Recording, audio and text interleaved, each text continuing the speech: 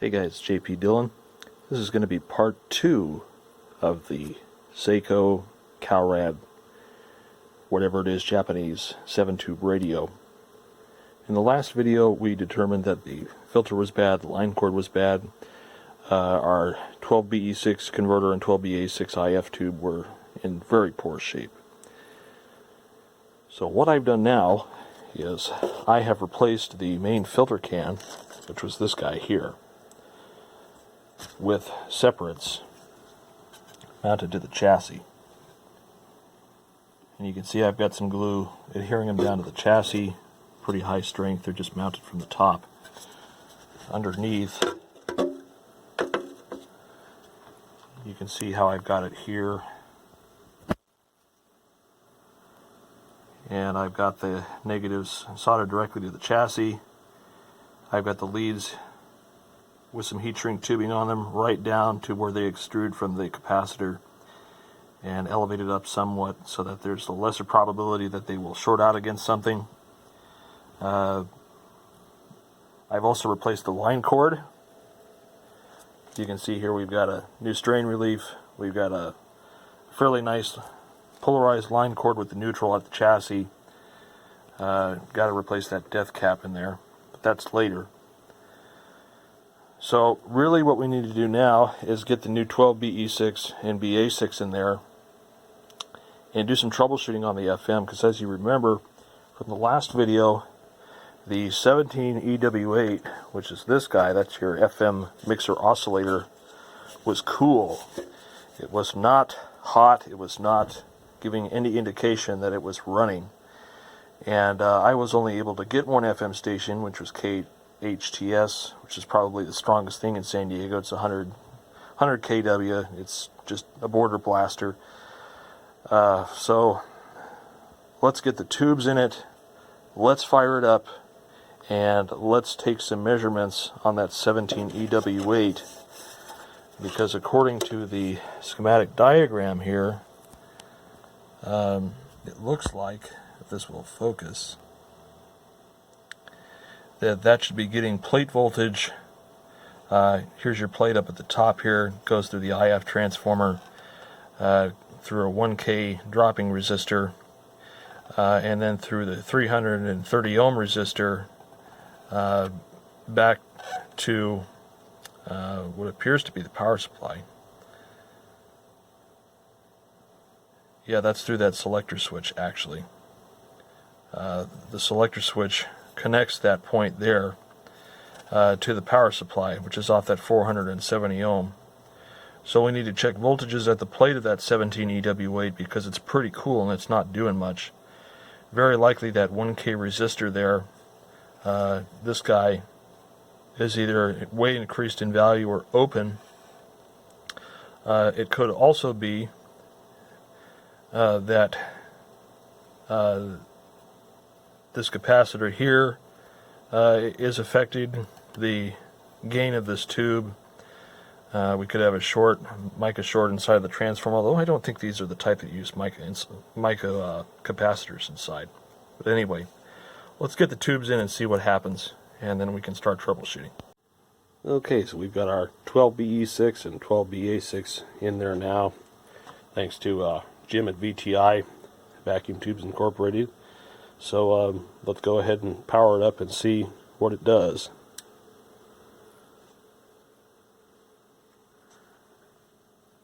Yeah, it looks like I got dead filaments again.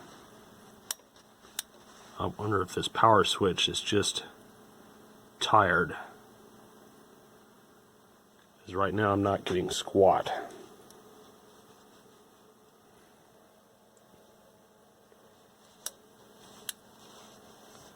And it feels kind of sticky too. Yeah, let me get some contact cleaner in there real quick. Alright, little spritz of contact cleaner, let's try again. There we go.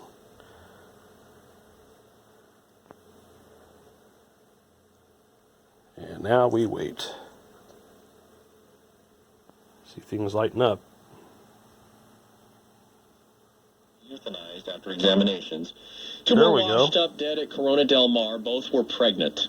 Experts trying to determine the cause of the That's AM, obviously. One of the women who played AM's pretty strong. Beverly Ellen, the actress who played the original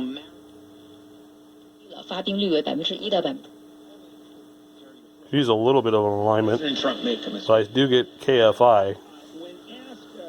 Let's flip over to FM. And FM's still pretty dead.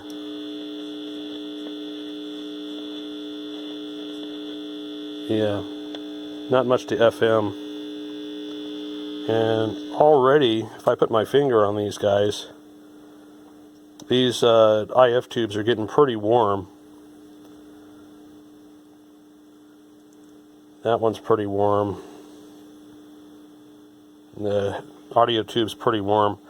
But this 17EW8 here is just chilly. It's still pretty cold. So it's not doing much of anything. Alright, so since the schematic doesn't point out which pins go where, I'm going to grab the receiving tube manual and we're going to take a look at what the 17EW8 is. They're probably just going to list it as a 6EW8. So just to pause and reflect here, this is a valuable book to have. And you can buy a reprint of this through Antique Electronics Supply. It's basically the most current version of tube data that's published by RCA. We're going to see if we can find a 17EW8. It's probably just going to say refer to 16EW8. No, refer to chart at the end of section. That's here, 17EW8.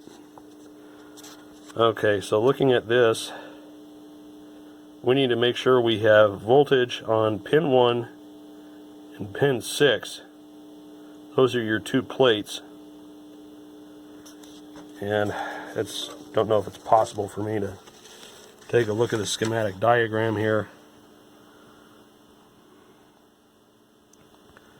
So that's how they have it there. You've got the plate of one on the primary of the transformer and the plate of the other on the secondary of the transformer over here.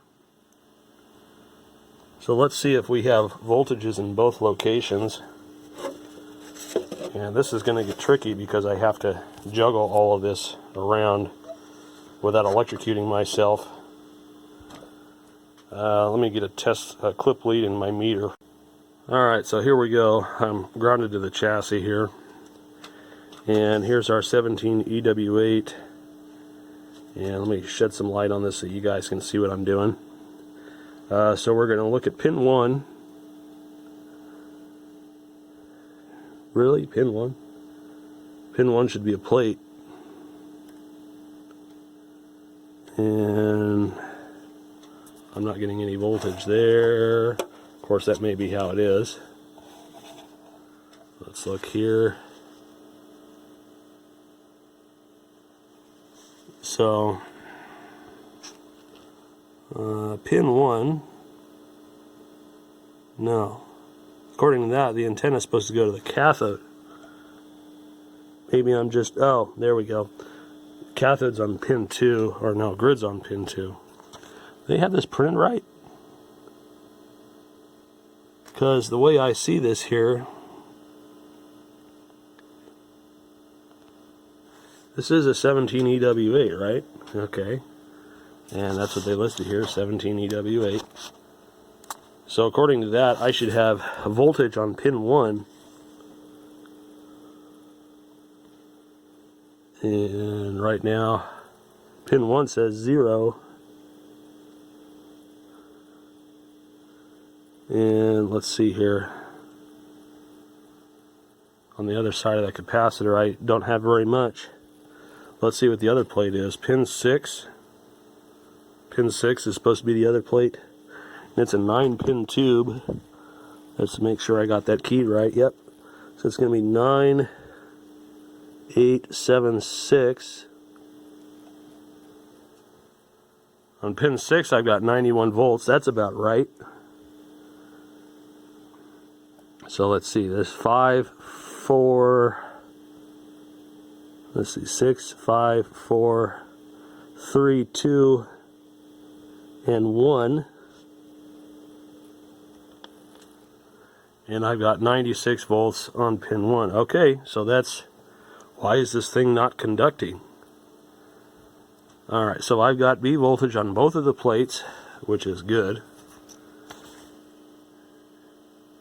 And they have, focus here, they have the antenna coming in on the cathode through a 5 picofarad capacitor.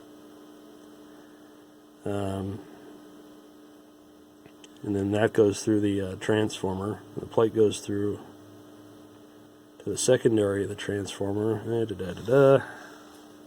And so in theory, I know this is all sideways, so let's turn this so that you guys can see it a little better. Trying to think of where our point of contention might be.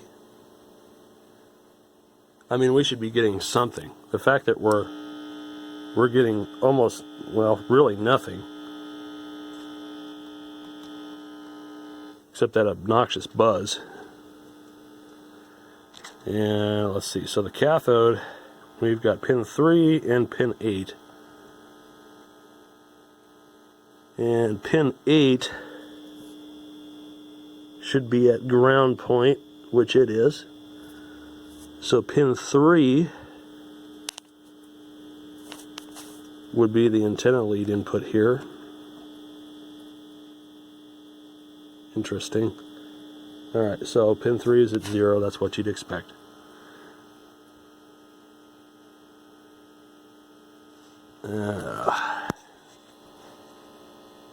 Yeah, this one's kind of a puzzler. Alright, so the grids go through the transformer there. You've got that 220 kV ground on the grid there to establish a bias. We'll check and make sure that's not open. I'm going to need 2 hands for that one.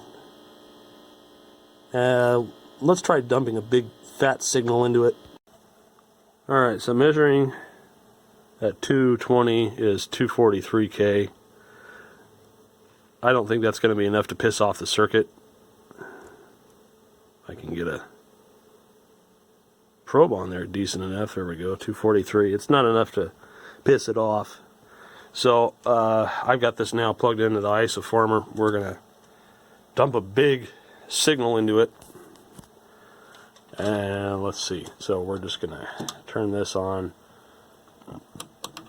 And we're going to do about 10.7 megahertz. And if the IF is alive, we should really just be able to park this next to it. Unterminated. Yeah, I got nothing. We should be hearing something here. 10.7 megahertz. It's a pretty big fat signal. It's about 5 volts peak to peak. It should be. We should hear something. Let's see. If we just sweep the FM band real quick.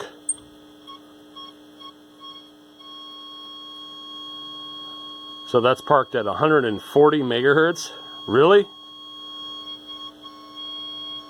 It's all distorted. Something is very wrong in the IF stage. Because if I go down to 10.7 megahertz, I don't get squat. That should be it right there. So oscillator's not working, and IF obviously isn't working either. Alright, so let's come to the first IF stage here, which is your 12BA6, which is on V3, and that should be this guy over here. I know I'm making you guys motion sick, sorry about that. Let's just look this up real quick. It's a 12BA6. We'll just look up 6BA6 since they tend to publish more 6 volt stuff than 12 volt stuff.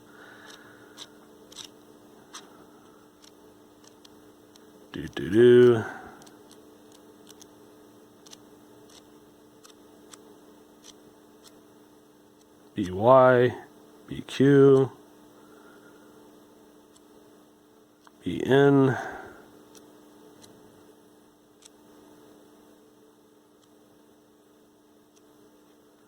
BA7, BA6. Alright. So there's our plate voltage on pin 5. We should have something there. Let me just get a placeholder for this.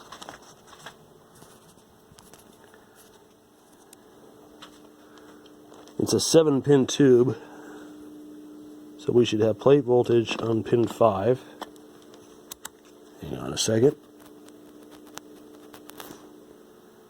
We got 106 volts there on pin 6, or pin 5 rather.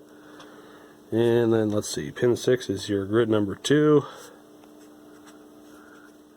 Let's see what we could. Alright, so we've got voltage there on pin 6. And it gets that grid bias from that selector switch, which could be touchy. And let's see, in second grid, we should be getting voltage on. So let's check pin 6.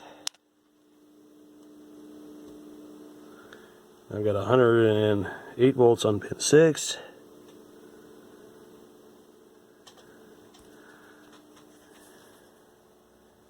So in theory, that should be doing something.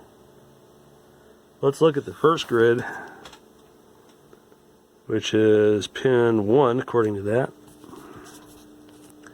which is coming straight from that IF can. And we do have a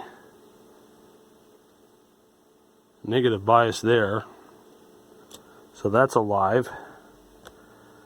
But you know something, I should be able to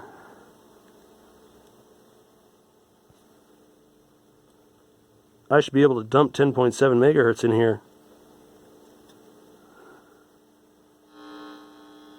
That's right on the grid of the IF stage there, 10.7. There we go. It's actually tuning at like 11.5. Doesn't want to tune at 10.7. And then we go back to that 140 again. So something in this IF strip is most decidedly not happy. It's not doing squat. Because if we inject directly into the antenna, we should be able to pass that 10.7 through the IF strip. And there it wants to pass at like 10.5. So the fact that this thing is so drastically out of alignment would tend to suggest that one or more of the IF cans is bad. Yuck. Alright. So what I'm going to do is we're going to scope out the IF of this thing.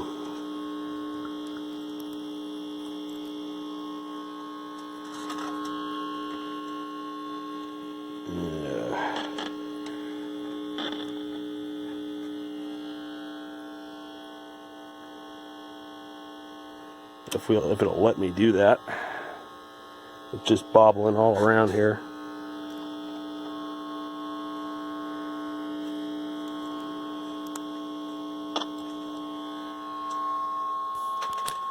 Alright.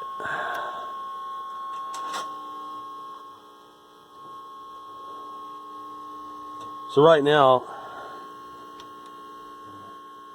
I got some hum, and I got a very tiny little IF signal there. It's itty bitty.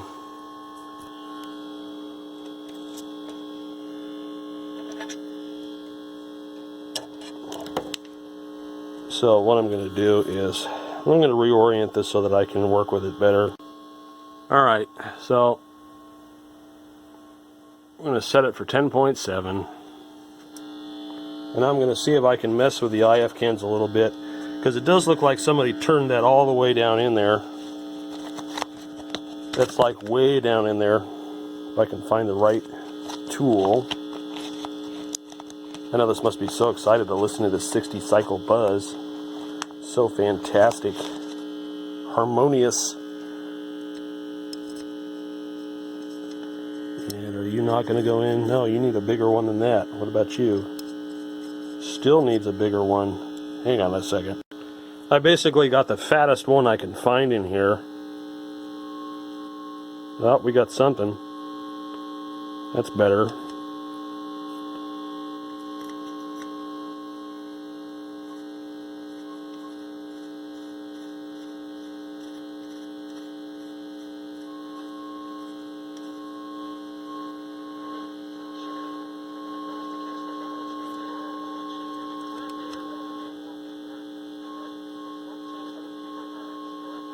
We got something.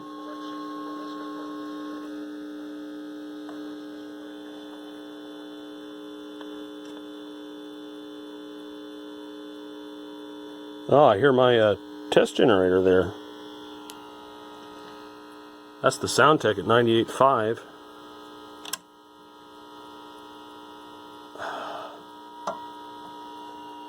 Max that out.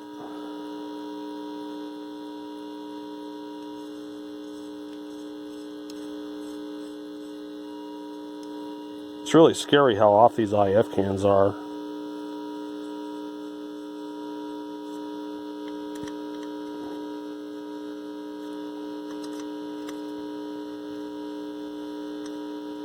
The detector doesn't do much. If we adjust the secondaries,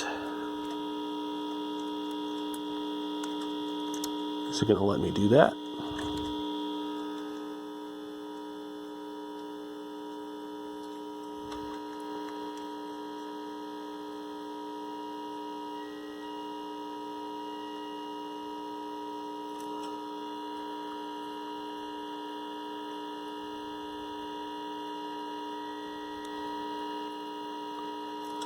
Alright, so right now there's pretty much no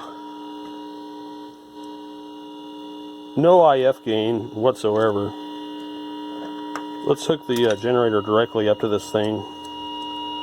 Headphone users beware.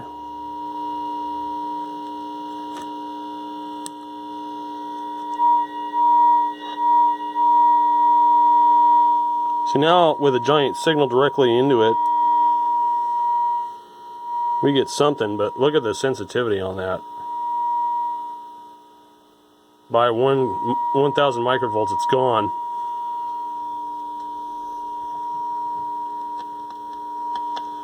I wonder if this thing just has horrific silver mica disease. This is the AM oscillator, I think. Yeah, this is your AM stuff.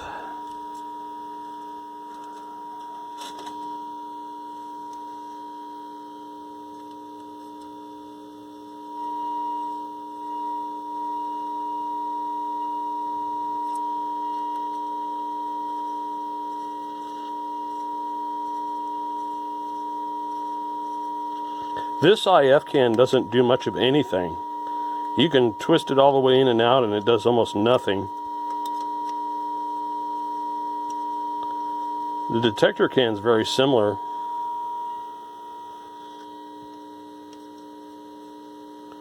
The detector can should be like going nuts right now. So I'm wondering if something, sorry about that, if something's wrong in here, because when I do the detector and I do the second IF has a little bit of influence. The first one is really sensitive, but the detector can does like nothing. So I'm wondering if these things do have micas inside of them and they're just dead, because it should be doing something. We should be getting something here. The fact that I can dump a giant 10.7 signal in and it's super weak. I mean, I'm not getting much of any FM, except my test generator, which is pumping in a big signal. AM works great. Hello, my guys. Right. We have your top stories on the way. Your real in 3 minutes. Kogo News Time, 8:48. Remember how hard it was? So yeah, definitely have an IF problem in the FM. And if we come down here and look, you can see that inside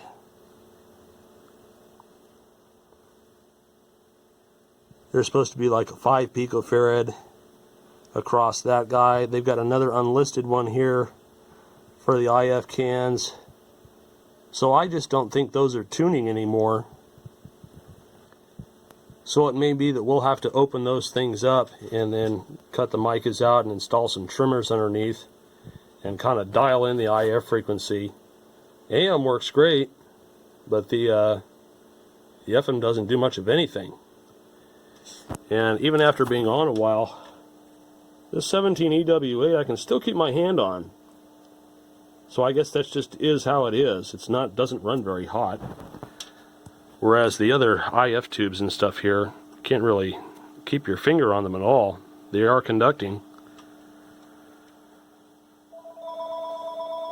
So I think that's where we're going to stop for now.